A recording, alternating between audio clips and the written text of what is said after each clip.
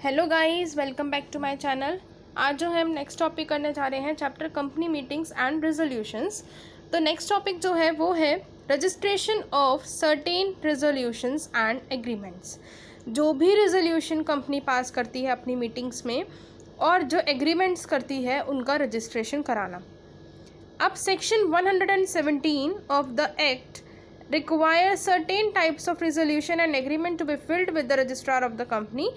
कुछ type of resolution और agreement registrar of company के पास सबमिट कराने होते हैं। ये कंपनी के लिए मैंडेटरी होता है और इस तरह के जो रजिस्ट्रेशन होते हैं जो पर्सन कंपनी के साथ डील कर रहे हैं उनसे रिलेटेड जो भी एग्रीमेंट्स हुए हैं उनको रजिस्टर कराया जाता है कंपनी के द्वारा, और इस तरह का रजिस्ट्रेशन माना जाता है constructive notice. Such registration is deemed as a constructive notice. And जो भी सर्टिफाइड कॉपीज़ होती हैं इन रेजोल्यूशंस की या इन एग्रीमेंट्स की, वो सबमिट करानी होती है रजिस्ट्रार को विद इन द 30 डेज। जैसे ही रेजोल्यूशन पास किया गया है उसके 30 दिन के अंदर अंदर इसकी जो कॉपी है वो रजिस्ट्रार को सबमिट करानी होती है। उसके बाद ये जो कॉपीज़ होती हैं इनके ऊपर जो ऑथराइज्ड ऑफिसर होते हैं कंपनी के, उनके सिग्नेचर भी करवाए जाते हैं। So according to the section 117 जो भी मटेरियल फैक्ट्स हैं बिजनेस से रिलेटेड उन सब की कॉपीज़ भी अटैच करी जाती है विद द रेजोल्यूशन और एग्रीमेंट्स। उन एग्रीमेंट्स और रेजोल्यूशन के साथ जो कि बाद में किसको सबमिट कराना होता है, रजिस्ट्रार को। अब जो रेजोल्यूशंस और एग्रीमेंट्स होते हैं कंपनी के जो रजिस्टर करे जाते हैं वो कौन कौन से होते हैं, जितने भी स्पेशल रेजोल्यूशन कंपनी ने पास किए हैं। सेकंड पॉइंट कि जो भी रेजोल्यूशन अगर माइनॉरिटी ऑफ पीपल्स के द्वारा अपोज्ड किया गया है, यानी कि स्पेशल रेजोल्यूशन की तरह उनको ट्रीट किया गया है, 25% वाले पर्सन्स जो हैं वो उसके अगेंस्ट हैं लेकिन 75% ने एग्री कर दिया, तो ये क्या बन गया, एक स्पेशल रेजोल्यूशन बन गया। तो इस केस में भी क्या कराना पड़ता है, ये रेजोल्यूशन जो है सबमिट कराना पड़ता है। कोई भी ऐसा रेजोल्यूशन, एनी रेजोल्यूशन और agreement of the board of directors, जो बोर्ड ऑफ डायरेक्टर्स के लिए एग्रीमेंट किया गया है, जो भी उनकी अपॉइंटमेंट है, रीअपॉइंटमेंट है या उनकी एम्प्लॉयमेंट पॉलिसी में कोई चेंज किया गया है, इस तरह का रेजोल्यूशन भी कंपनी को रजिस्ट्रार के पास सबमिट कराना होता है। एक ऐसा रेजोल्यूशन, मान लीजिए कि जैसे कि कोई कंपनी है उसने अलग से एक सेलिंग अपना एरिया खोल रखा है, कुछ अलग से प्रोडक्ट सेल कर रही है या कुछ अलग सेलिंग पर्पस से कुछ सेल कर रही है, तो अगर उस सेलिंग एरिया के लिए एक सिंगल एजेंट अगर उसको अपॉइंट करना है, उस सेलिंग एजेंट को अपॉइंट करती है, तो उस केस में भी रेजोल्यूशन पास किया जाएगा उसके अपॉइंटमेंट के लिए। तो ये वाला जो रेजोल्यूशन है वो भी किसको सबमिट कराना पड़ेगा, रजिस्ट्रार को सबमिट कराना पड़ेगा। उसके बाद है कि एक ऐसा रेजोल्यूशन अगर जब वॉलंटरी बाइंडिंग अप करती है कंपनी तब भी रेजोल्यूशन पास करती है, तो ये रेजोल्यूशन भी किसको सबमिट कराना होगा, रजिस्ट्रार को। अब नेक्स्ट है कि एनी सच रेजोल्यूशन और agreement which is binding on all creditor of a particular type but to which some share holders of that type have not given any their consent. अब देखिए ये वही case है special resolution का कि कुछ share holders ने जो है इसकी एग्रीमेंट दे दी है, कंसेंट दे दी है, लेकिन जो दूसरे शेयर होल्डर्स हैं, कुछ शेयर होल्डर्स ऐसे टाइप के हैं जिन्होंने अपनी कंसेंट नहीं दी है, तब भी वो रेजोल्यूशन सबमिट कराया जाएगा। वही वाली बात हो गई, अगर स्पेशल रेजोल्यूशन है तो 3/4 यानी कि 75% मेंबर्स का एग्री होना ज़रूरी होता है। फिर है अगर कोई स्पेशल राइट्स दिए जा रहे हैं डायरेक्टर्स को, तो भी रेजोल्यूशन पास कराती है कंपनी, और वो उस रेजोल्यूशन की भी कॉपी किसको सबमिट करानी पड़ेगी, कंपनी को, रजिस्ट्रार को। अब उसके बाद यहाँ पे बोला गया है कि जो भी रेजोल्यूशन एग्रीमेंट किस तरह के नेचर के होंगे, एक ऐसे नेचर के हैं जो कि रजिस्ट्रार को सबमिट कराना पड़ता है, और ये जो सबमिशन होगा ये एक ऑथराइज्ड ऑफिसर के द्वारा होगा कंपनी के। ये बोला गया है सेक्शन 117 में। चाहे वो टाइप्ड हो, चाहे वो प्रिंटेड हो, किसी भी तरह से लिखा गया हो, और इसमें सारी स्टेटमेंट्स हों, यानी सारे मटेरियल फैक्ट्स हों, इंपॉर्टेंट फैक्ट्स हों, और वो रजिस्ट्रार के पास सबमिट कराएगा ऑथराइज्ड ऑफिसर कंपनी का। इन केस अगर articles of the company have been registered, a copy of all above resolutions after they have been passed shall be attached with the company's articles। अगर company के articles register कराए गए हैं company के पास, तो इन सारे जो भी ऊपर स्पेशल जो रेजोल्यूशंस बताए गए हैं उनकी भी कॉपी उन आर्टिकल्स के साथ अटैच करा लेनी चाहिए। If the company have not been registered, अगर कंपनी के आर्टिकल्स रजिस्टर्ड नहीं हैं तो ये जो प्रिंटेड कॉपी वगैरह हैं ये सेंड कर दी जानी चाहिए on application and payment of fee to each member of the company. उसके बाद है कि कंपनी अगर रिजोल्यूशन और agreement before the expiry of period से पहले, एक्सपायरी हो गया पीरियड उसके बाद भी उसने सबमिट नहीं किया है, तो उसको एडिशनल फ़ी के साथ उसको सबमिट कराना होगा। साथ ही साथ कंपनी को पनिश किया जाएगा फाइन के साथ, जो कि 5 लाख तक का रुपये का होगा और जो कि बढ़ भी सकता है 25 लाख रुपीज़ तक। और जो भी ऑफिसर इनमें इंक्लूड होगा वो भी, उसको भी पनिश किया जाएगा फ़ाइन के साथ, जो कि कम तो नहीं होगा 1 लाख रुपए से, लेकिन बढ़ सकता है 5 लाख रुपए तक। इन ऑफिसर्स के साथ साथ अगर इसमें इस डिफ़ॉल्ट में लिक्विडेटर भी इंक्लूड है तो उस लिक्विडेटर को भी इसी तरह से पनिश किया जाएगा। अब है passing of resolution by postal ballot. अब क्या है ये पोस्टल बैलॉट क्या है कि अगर कंपनी मान लीजिए कि अभी जैसे इलेक्ट्रॉनिकल सारी चीज़ें हो रही हैं, इलेक्ट्रॉनिक वे में सारी चीज़ें हो रही हैं, तो पहले क्या था, इस तरह से नहीं होता था। अगर कंपनी की मीटिंग्स हो रही हैं और किसी को वोट देना है तो वोट देने के लिए एक जैसे चिट बनाई जाती है, पर्ची बनाई जाती है, उन पर्ची पे उस पर्सन का नाम लिख दिया जाता है, या जिस भी टॉपिक पर बात हो रही है अगर उसके फेवर में देना है या उसके अगेंस्ट में देना है तब भी वहाँ पर एक चिट पे लिख दिया जाता है। जिसकी ज़्यादा चिट होती हैं वो चीज़ें पास हो जाती हैं कंपनी की, उसको आगे बढ़ाया जाता है, उस डिसीजन को आगे लिया जाता है। तो पहले पोस्टल बैलॉट के थ्रू होता था, पोस्टल यानी पोस्ट ऑफिस के द्वारा, और बैलॉट यानी एक तरह से चिट वगैरह बनाई जाए। अगर अब ये पोस्टल बैलॉट क्या है, पोस्टल बैलॉट में ये है कि अगर कोई मेंबर कंपनी में प्रेजेंट नहीं हो सकता, लेकिन उसकी राय लेना, उसका डिसीजन लेना कंपनी के लिए बहुत ज़्यादा इम्पोर्टेंट है, तब क्या होता है वो एक तरीके से हम कह सकते हैं नोटिस भेज सकता है या बता सकता है उस नोटिस में कि हाँ वो इस चीज़ के खिलाफ है या इस चीज़ के फेवर में है। ठीक है, तो वो देखा जाएगा, तो उसको कहेंगे पोस्टल बैलॉट। ये दिया जाएगा बाय द मेंबर जो कि प्रेजेंट नहीं हो पा रहा है कंपनी में, कंपनी की मीटिंग्स में। तो पहला पॉइंट है according to section 110 sub section A of the companies act, जो लिस्टेड कंपनी है उनके लिए प्रोवाइड किया जाता है। तो पहला पॉइंट जो है वो है कि shall in respect of such items of business as the central government में by notification declare to be transacted only by the means of postal ballot. यानी कि जो सेंट्रल गवर्नमेंट है, इस तरह का कोई बिज़नेस है जहाँ पे सेंट्रल गवर्नमेंट नोटिफाई करती है, तो उस केस में पोस्टल बैलॉट के थ्रू जो उनकी डिसेंट है, यानी उनके जो असेंट है और डिसेंट है, यानी वो एक्सेप्ट कर रहे हैं या नहीं कर रहे हैं, इस चीज़ का सारा डिटेल लिया जाएगा। उसके बाद है may in respect of any item of the business की कोई ऐसी आइटम जो कि ऑर्डिनरी बिजनेस से अलग है और इस तरह के बिजनेस की है जैसे कि any business in respect of which, ऐसा बिजनेस जो कि डायरेक्टर्स या ऑडिटर्स के राइट को दिखाता है कि and transact bye means of postal ballot.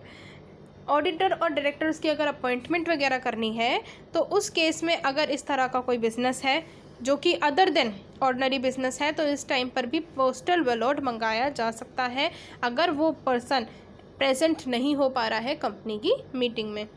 उसके बाद है if a resolution is assented to by a requisite majority of shareholders by means of postal ballot, it shall be deemed to have a duly passed a general meeting convey in that behalf।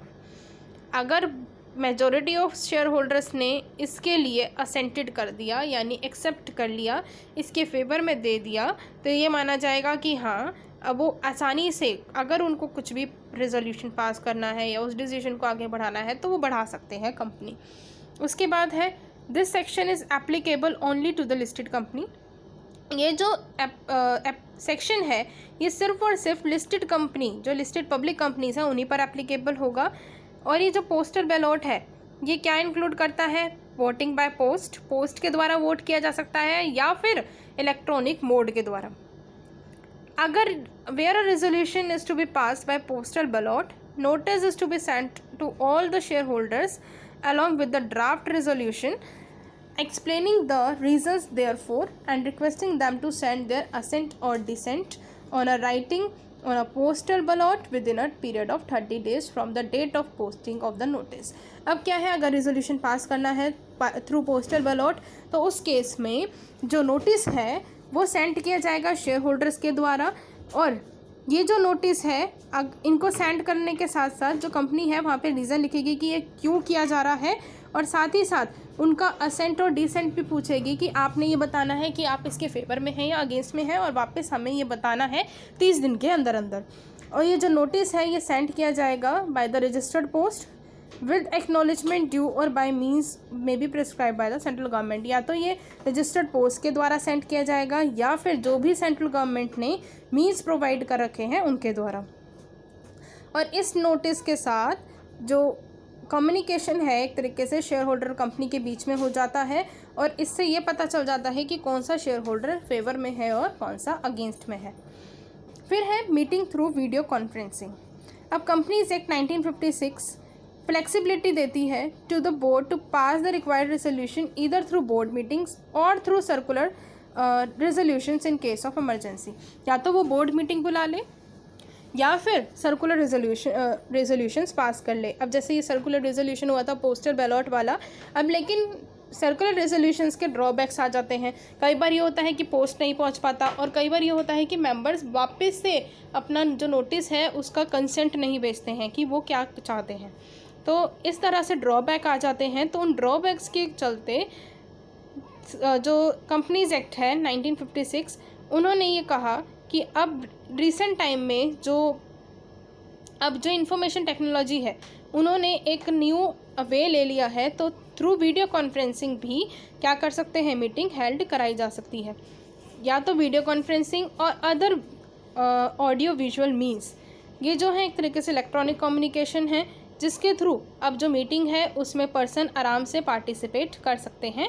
फिर है chapter 12 of the companies act 2013 which deals with the meeting of board and it's power.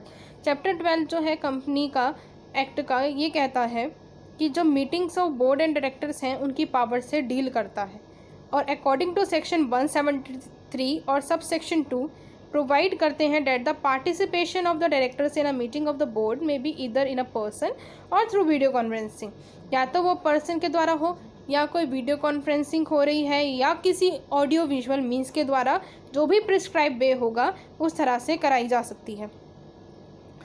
और इसके बाद companies act में कुछ rules दिए हुए हैं कि ये फॉलो करना ज़रूरी है अगर थ्रू इंटरनेट हो रही है, थ्रू इलेक्ट्रॉनिक मोड मीटिंग्स हो रही हैं। तो फर्स्ट है कि हर एक कंपनी को ये अरेंजमेंट करनी होगी कि जो भी वीडियो कॉन्फ्रेंसिंग को करा रहे हैं या ऑडियो विजुअल मीन्स के द्वारा कराई जा रही है तो उसका जो कनेक्शन है वो फेलियर नहीं होना चाहिए, उसका कनेक्शन सही होना चाहिए, यानी किसी भी तरह की कोई नेट प्रॉब्लम नहीं होनी चाहिए। सेकंड पॉइंट बोल रखा है कि जो चेयरमैन है मीटिंग का और कंपनी सेक्रेटरी जो है उनको कुछ रीज़नेबल केयर करनी पड़ेगी। जो पहली है ये है कि इंश्योरिंग सफिशेंट सिक्योरिटी होना ज़रूरी है, और आइडेंटिफिकेशन प्रोसीजर का ध्यान रखें। अपनी कंपनी के जो भी ध्यान रखें कि हाँ जिस पर्सन को बुलाया गया है मीटिंग में वही पर्सन प्रेजेंट है, कोई और पर्सन तो प्रेजेंट नहीं है। अगर कोई और पर्सन प्रेजेंट होगा तो ये हो सकता है कि कंपनी की जो इम्पोर्टेंट बातें हैं वो लीक हो सकती हैं। तो इस तरह का तो कोई पर्सन नहीं आया है। उनका आइडेंटिफिकेशन प्रोसीजर भी ध्यान रखें कि किस तरह से आइडेंटिफाई कर सकते हैं कि किस पर्सन को बुलाया गया है और कौन पर्सन मीटिंग को ढंग से अटेंड कर रहा है। फिर to ensure availability of proper video conferencing और ऑडियो विजुअल इक्विपमेंट और facilities for providing transmission of communication for effective participation of the directors and other participant and the board meeting। ये बोर्ड मीटिंग में ये भी ध्यान रखा जाए कि प्रॉपर वीडियो कॉन्फ्रेंसिंग हो। जैसे कोई भी एक तरीके से बात यही है कि नेटवर्क प्रॉब्लम नहीं होनी चाहिए, कम्युनिकेशन का जो ट्रांसमिशन है वो इफ़ेक्टिव होना चाहिए, कि जो भी डायरेक्टर्स हैं और जो भी मेंबर्स हैं वो ढंग से इस मीटिंग को कर सकें। To record proceedings and prepare the minutes of the meeting, जैसे कि जो मीटिंग्स होती हैं उसके मिनट्स प्रिपेयर किए जाते हैं, इसी तरह से इसके मिनट्स भी प्रिपेयर करेंगे, इसके मिनट्स भी प्रिपेयर किए जाने चाहिए। To store for safe keeping and making the tape recording, अगर इसको ज़्यादा से ज़्यादा सेफली हमें प्रिपेयर करना है तो इसकी टेप रिकॉर्डिंग वगैरह कर सकते हैं या किसी और तरीके से इसकी रिकॉर्डिंग कर सकते हैं before the time of completion of audit of that particular year, जब तक कि उसका कंप्लीशन नहीं हो जाता ऑडिट का, पूरे पर्टिकुलर ईयर के जब तक अकाउंट्स नहीं बन जाते तो उसको सेव करके रख सकते हैं। फिर है to ensure that no person other than the concern director, ये भी इंश्योर करना है कि जो भी डायरेक्टर को बुलाया गया है, जो भी कंसर्न डायरेक्टर्स हैं, उनके अलावा कोई भी पर्सन अटेंड ना करे उस मीटिंग को किसी भी तरीके से। उसके बाद है to ensure that participant attending the meeting through visual means audio visual means are able to hear, ये भी इंश्योर करना है कि जितने पार्टिसिपेंट्स हैं अगर ऑडियो विजुअल मीन्स के द्वारा की जा रही है मीटिंग तो वो सुन पाएँ उसको, और जो अदर पार्टिसिपेंट्स हैं वो भी क्लियरली उस कोर्स में बोल भी पाएँ, देख भी पाएँ। अगर कोई ऐसी मीटिंग है जहाँ पर कुछ प्रेजेंट किया जा रहा है, कुछ ग्राफ के थ्रू प्रेजेंट किया जा रहा है, तो वो भी आराम से देख पाएँ। अब इसके बाद अगर कोई डिफरेंटली एबल्ड पर्सन है, यानी जिसके पर्सन की जो फिज़िकल बॉडी है उसमें कुछ ना कुछ प्रॉब्लम है, यानी या तो वो अंधा है या वो उसके हाथ पांव टूट गए हैं, इस तरह का अगर कोई पर्सन है, अगर वो किसी दूसरे पर्सन को रिक्वेस्ट करता है कि वो उसके साथ बैठ कर उसकी हेल्प करे तो ऐसा किया जा सकता है। फिर है matters that are prohibited in a board meeting conducted through video conferencing, कौन कौन से ऐसे मैटर्स हैं जो कि बोर्ड मीटिंग में थ्रू वीडियो कॉन्फ्रेंसिंग नहीं करने चाहिए। जो ज़्यादा इंपॉर्टेंट मैटर्स होंगे उनको इस वीडियो कॉन्फ्रेंसिंग के थ्रू नहीं डिस्कस किया जाता है। तो section 173 sub section 2 of the companies act 2013, जो सेंट्रल गवर्नमेंट ने कुछ मैटर्स ऐसे प्रिस्क्राइब कर रखे हैं जो कि वीडियो कॉन्फ्रेंसिंग के थ्रू या फिर ऑडियो विजुअल मीन्स के थ्रू नहीं किए जाएंगे, इनके ऊपर डिसीजन नहीं लिया जाएगा। तो पहला है कि अगर एनुअल स्टेटमेंट, फाइनेंशियल स्टेटमेंट की अप्रूवल करानी है तो वो नहीं कर सकते, बोर्ड रिपोर्ट्स की अप्रूवल करानी है तो वो भी नहीं कर सकते हैं, और अगर प्रोस्पेक्टस की अप्रूवल करानी है वो भी नहीं हो सकती है, और जो ऑडिट कमेटी है उसकी अगर मीटिंग करानी है कि अकाउंट्स का कंसिडरेशन किया जा सके तो वो भी नहीं कर सकते। और साथ ही साथ अगर कंपनी अमलगामेशन करना चाह रही है, मर्जर, डिमर्जर, एक्विजिशन या टेक ओवर करना चाह रही है, तो उस केस में भी इस तरह का जो वीडियो कॉन्फ्रेंसिंग के थ्रू हम लोग मीटिंग नहीं करा सकते हैं। तो आज ये जो चैप्टर है वो कंप्लीट हो जाता है।